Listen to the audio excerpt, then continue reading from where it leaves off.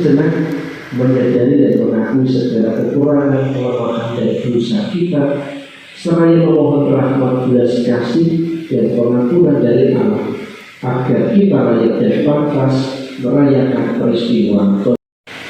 Jawab Elia kepadanya, baiklah, pulanglah dahulu dan ingatlah apa yang telah kuperbuat kepadamu. Elisa lalu meninggalkan Elia, mengambil pasangan lembu itu dan menyembelihnya.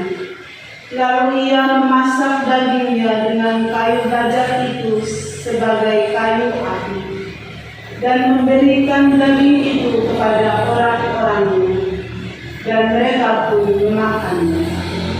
Kemudian bersiaplah Elisa, lalu mengikuti Elia dan menjadi pelayannya. Demikianlah sabda Tuhan. Syukur kepada kepada peringatan-peringatanmu, dan karuniakanlah hukum-Mu kepadaku. Haleluya, haleluya, haleluya. Tuhan bersamamu dan bersama rohmu. Inilah Injil suci menurut Matius.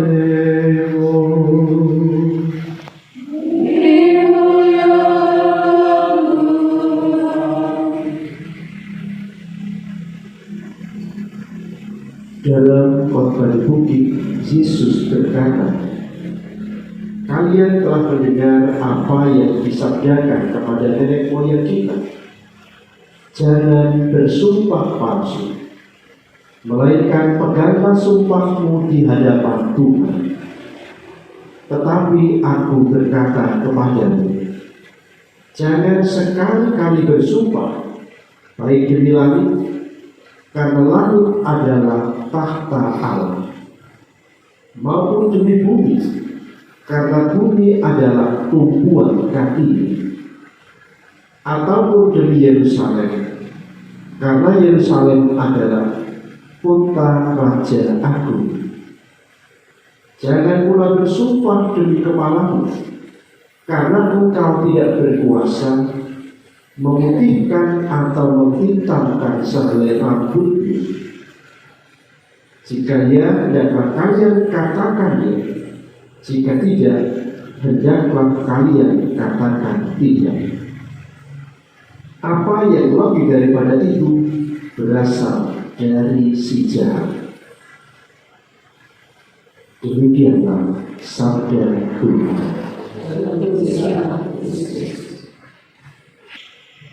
Kalau kita merenungkan bacaan yang pertama, bagaimana Elia merujuk Elisa untuk menjadi pelayannya, apa yang menjadi pertimbangan penting bagi Elisa adalah bahwa dia ingin meminta izin kepada orang tuanya untuk melaksanakan tugas pelayanan. Ini menunjukkan kepada kita bahwa keluarga itu menjadi komunitas yang pertama dan utama yang menjadi tempat untuk menggali semangat karya pelayanan yang hendak dilakukan oleh Elisa. Dan tentu saja ketika para sultan sudah meninggalkan keluarga, kemudian para sultan juga membentuk sebuah komunitas yang baru sebagai keluarga baru. Maka saudara-saudara yang terkasih, komunitas ini memiliki peranan yang amat penting di dalam setiap karya pelayanan di mana para sultan menjalani tugas perutusan. Inilah juga yang tentunya menjadi alasan kenapa pada hari ini kita bersama-sama merayakan ulang tahun yang ke-72 berdirinya komunitas Santo Yosef Susteran ADN Gombong. Ketika ada begitu banyak agenda acara Karena komunitas ini menjadi sesuatu yang penting, mestinya ini menjadi prioritas acara-acara komunitas. Terlebih ketika misalnya para saudara memiliki agenda-agenda pribadi yang mungkin tidak berkaitan langsung dengan karya pelayanan, sementara juga dalam waktu yang bersamaan ada agenda-agenda komunitas. Di sini seringkali menimbulkan konflik batin. Saya mau memilih yang mana, acara pribadi saya atau komunitas saya? Kalau kita bercermin dan belajar dari Elisa, maka komunitas itu menjadi prioritas. Karena kalau hidup kita berkomunitas itu tidak beres, bisa jadi karya pelayanan kita juga menjadi tidak beres. Sama halnya di dalam kehidupan berkeluarga dan berumah tangga. Bisa jadi seorang suami atau seorang istri memiliki banyak kegiatan, ikut aktif di gereja, entah itu sebagai pengurus tata laksana, liturgi, lektor mazmur, diakon, yang kemungkinan setiap hari ada kegiatan.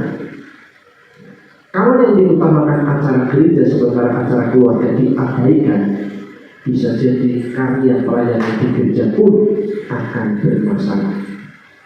Maka yang perlu diutamakan adalah acara komunitas yang utama, yakni keluarga. Saya mengatakan bahwa komunitas itu menjadi tempat dan pusat karya pelayanan setiap anggota keluarga. Karena dalam sebuah keluarga, seorang suami sebelum bekerja dia sudah aktivitas di keluarga. Dan setelah bekerja juga akan pulang kembali ke keluarga. Demikian pula para suster yang masing-masing memiliki tugas perutusan. Sebelum melaksanakan tugas perutusan tinggal di komunitas.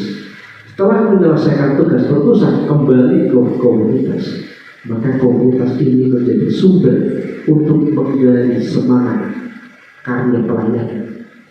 Dan semangat yang perlu kita gali kalau kita merenungkan Injil pada hari ini adalah semangat kejujuran. Ini penting. Yesus mengatakan kalau ya katakan ya, kalau tidak katakan tidak. Kalau ya kita tidak mengatakan ya atau tidak kita mengatakan tidak, maka salah tidak itu adalah setan. Artinya apa? Kita mulai belajar bohong, tidak jujur. Kebohongan dan ketidakjujuran itu menyesatkan, karena akan membuat orang mengalami kebingungan. Ini yang benar yang mana? Katanya ngomong begini, kok kenyataannya begitu? Ini akan menyesatkan. Ini akan mengacaukan. Dan yang namanya kekuatan yang mengacaukan itu adalah kekuatan jahat, kekuatan setan. Dan bahkan Yesus berpesan jangan pernah bersumpah. Pengalaman saya di tengah-tengah keluarga, di tengah-tengah komunitas, ketika ada di antara saudara saya yang tidak jujur, sudah ngomong menjelaskan, tapi semua anggota keluarga yang lain tidak percaya. Sampai-sampai kan sumpah saya tidak ngambil, sampai kadang-kadang mengatakan begitu. Dan kita diberikan jangan pernah sekali-kali bersumpah. Ketika akan diserahkan untuk menanggung sengsara dengan rela, dia mengambil roti, mengucap syukur kepadamu, lalu memecah-mecahkan roti itu dan memberikannya kepada murid-muridnya seraya berkata, terimalah dan makanlah kamu semua. Inilah tubuhku yang diserahkan bagimu.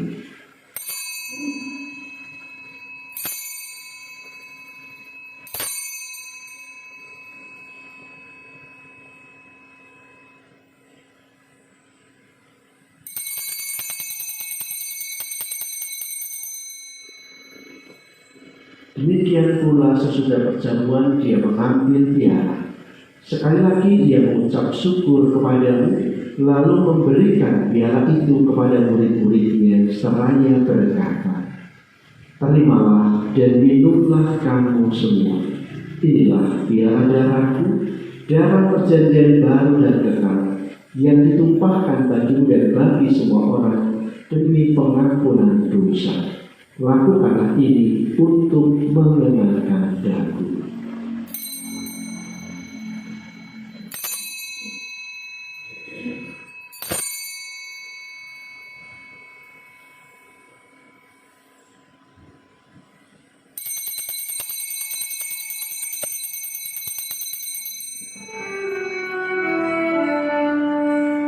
Akulah misteri iman kita.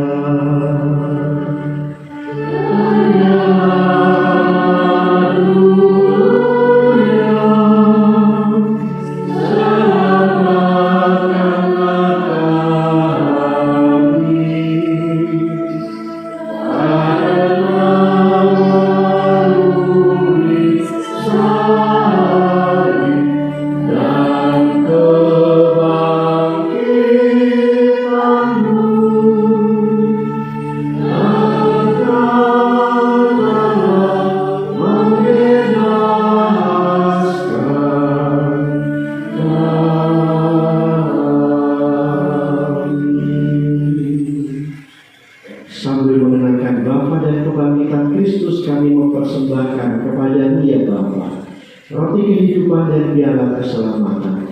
Kami bersyukur sebab kami Engkau anggap layak menghadap Engkau dan berbakti kepada-Mu. Dan kami mohon agar kami yang menerima tubuh dan darah Kristus dihimpun menjadi satu umat oleh Roh Kudus. Bapa, perhatikanlah gereja-Mu yang tersebar di seluruh bumi.